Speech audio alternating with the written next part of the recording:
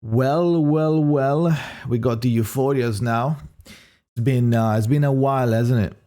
Been like 54 years since we got A Night when the game released in 1954. Now, let's go ahead and check the Euphoria and see if they're good. First, we'll do Argus and then we'll do A Night. Feel free to read while I read or read ahead or something.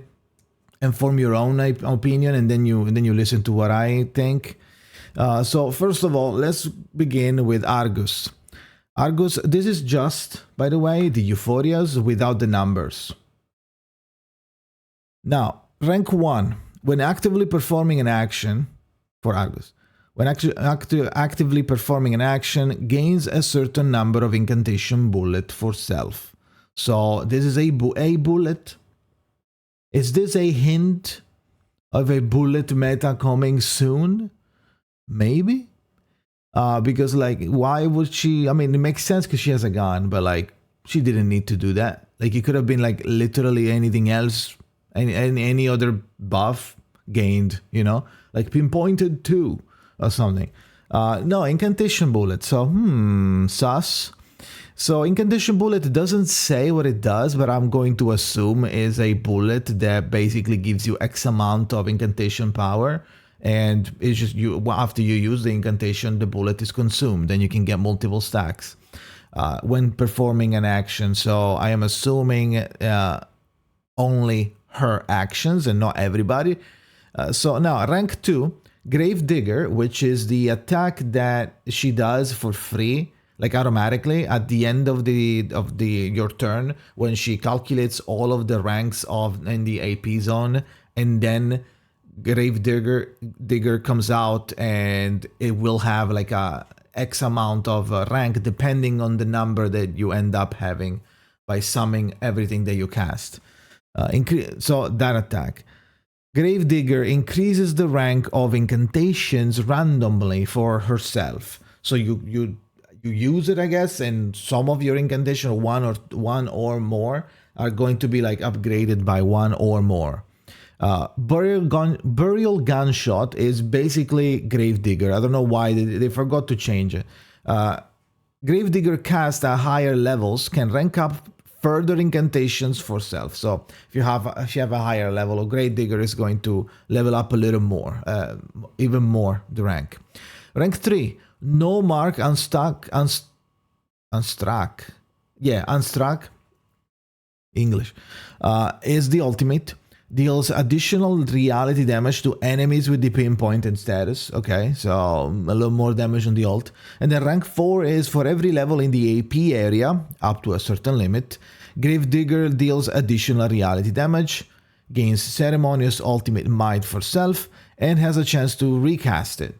So this is where the numbers are very important, because if this is like 50% chance, 70% chance, 10% chance, this changes dramatically, fluctuates dramatically from like, oh, that's pretty interesting, into like, right? Because like for now we're like in the but maybe some of these things that we were reading, some of these levels are going to be like enhanced a little bit with the stats. We don't have them.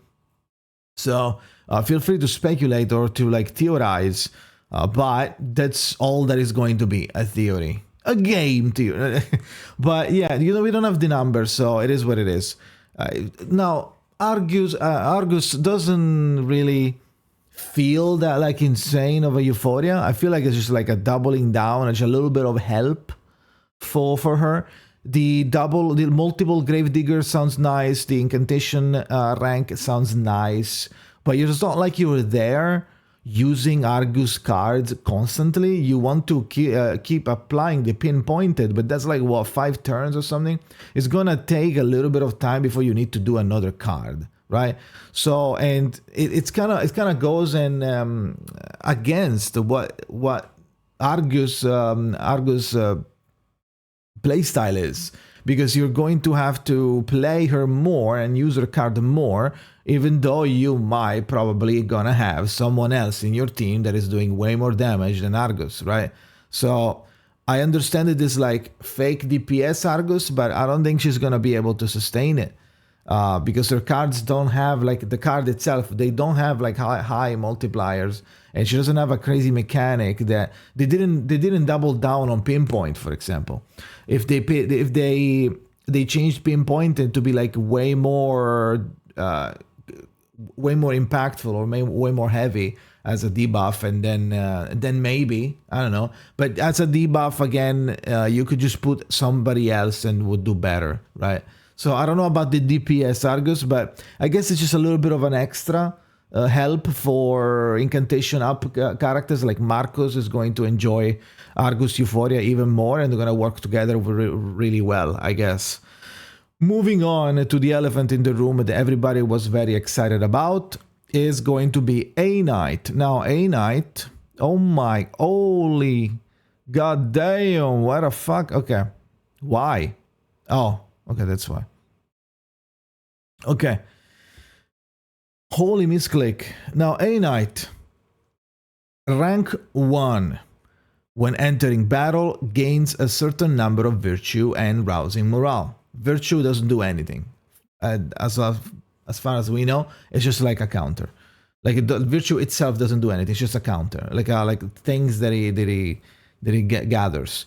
At the start of the round, if virtue stacks are above a certain limit, so it's a threshold, A Knight consumes a certain number of virtue of this to immediately cast the ultimate. This attack counts as an extra action.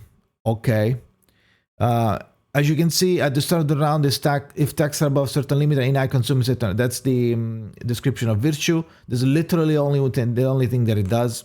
Rank 2, Justice, which is the attack that he does, and then if he kills, he gains Moxie.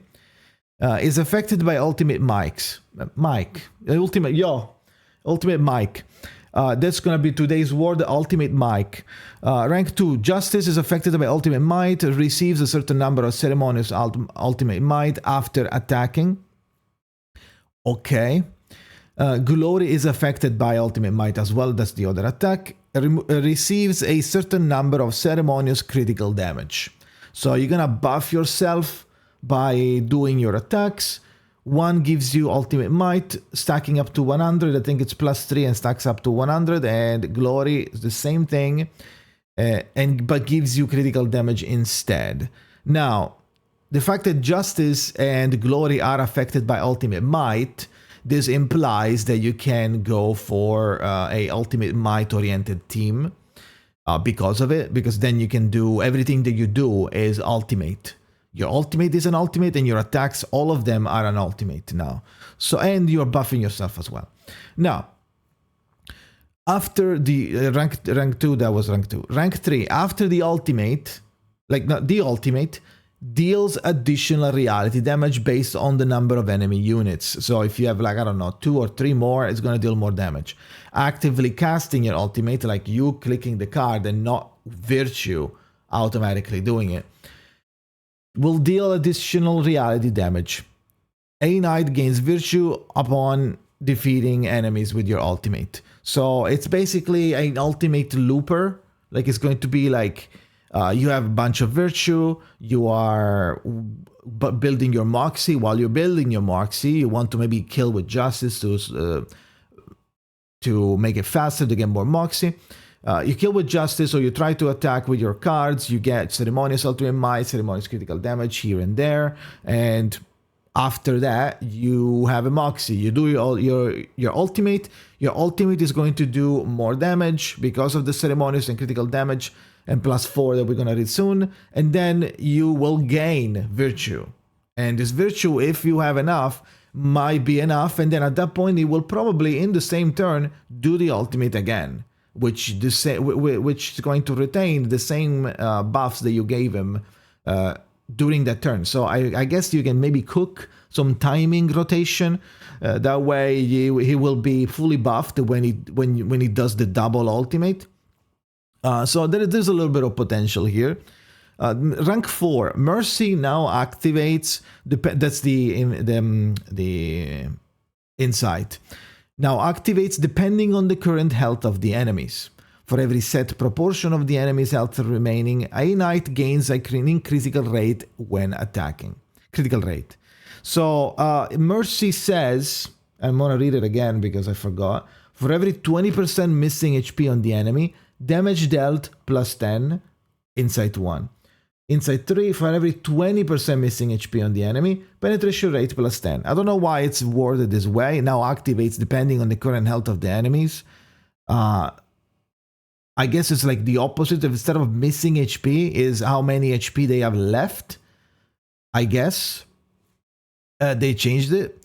So a knight gains an increased critical rate when attacking. So you're going to have damage dealt plus 10, penetration rate plus 10, and then you're going to have critical rate probably plus 10 as well. So that is the whole a knight Euphoria. Again, we don't have the numbers. Maybe ultimate, maybe ceremonious and glory, and ceremonious critical damage don't give 3%; they give more. It depends maybe on everybody. When entering battle, you get rousing morale, which is fine and all, but that's only once. The virtue better be really. The virtue requirement to autocast the ultimate might be really low, which means that it's easy for you to do double ult. That said, this is all it's doing. So it's clearly, in my opinion, I think it's clearly an ultimate character now. You wanna use him like as a, oh, you don't have Regoleta, use a knight. Stuff like that, right? But it depends how the numbers are gonna be. Now the problem is that there's no mention of like anything that numbers could change dramatically. Yeah, we don't have the numbers, but besides changing virtue requirement, there's nothing else that is going to be affected by a number coming in. So this is the kit. It's pretty set in stone. I don't think there's anything else that we're missing. So, or maybe the Mercy now might activate better. Like every, I don't know, if they have X amount of HP, they get more of stuff, but I don't think so. So overall, honest opinion, they sound okay. These Euphoria are okay at best. I was expecting something a little bit more like crazy for a knight since he's getting a skin and stuff, but it's not bad. We'll see when they come out. When the Euphoria come out, people will play them and you'll see gameplay. So we'll decide then, but I don't know. We'll see. We'll see what the numbers are and for Argus, and we'll see how a knight performs in Ultimate Team. Maybe there are going to be characters in the future that make it easier for you to get a knight to an acceptable power scale. That said, though, thank you for watching. That's it. Ultimate Mike is the word of the day. Put it in the comments if you reach this point. That's it. Let me know what you think in the comments about this. Do you like those? Are you gonna get them? Are you gonna pull a knight now from the banner? Let me know. Thank you for watching and see you next time.